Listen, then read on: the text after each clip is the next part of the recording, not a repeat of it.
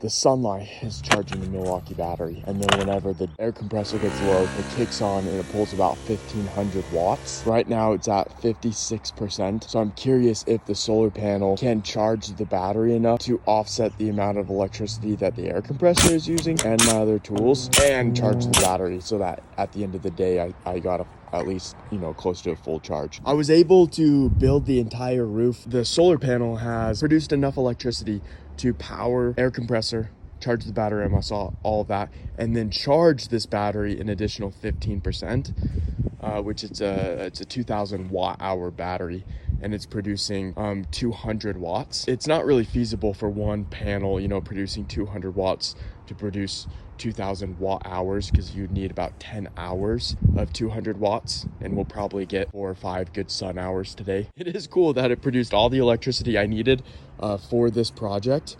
and topped off the battery a little bit, just with one panel. I have a second DC input port where I could put 2 solar panels on it, and in that situation I would be able to run everything and charge the battery in a day.